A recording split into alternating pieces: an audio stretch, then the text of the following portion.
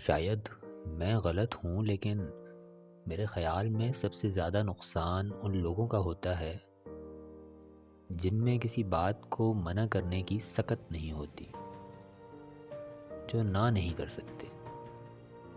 یہ جو ہر بات ماننے والی بیماری ہے نا، یہ انسان کو کہیں کا نہیں چھوڑتی۔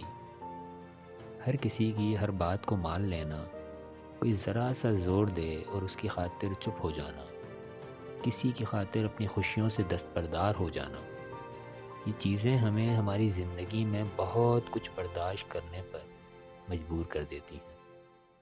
اور جن کی خاطر ہم یہ سب کرتے ہیں، جن کی عزت کی خاطر ہم ان کے کام اپنے ذمہ لے لیتے ہیں، وہ وقت آنے پر ہمیں کبھی اس طرح دستیاب نہیں ہوتے، ہماری اس طرح سے مدد نہیں کرتے جس طرح ہم ان سے امید کرتے ہیں، یا جس طرح ہم انہیں دستیاب تھے۔ کوشش کریں اپنی زندگی میں نا کو شامل کر لیں۔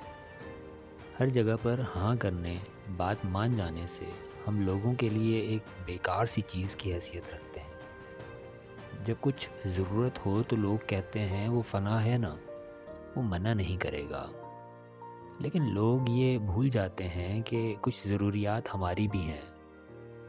ہر بار عزت رکھنے کی باری ہماری ہی نہیں ہونی چاہیے، لوگوں کو بھی ہمارا خیال کرنا چاہیے، اور یہ تبھی ممکن ہے جب ہم نہ کرنے کی ہمت کرنے لگیں گے، ورنہ لوگ مطلب نکالتے رہیں گے اور ہم استعمال ہوتے رہیں گے۔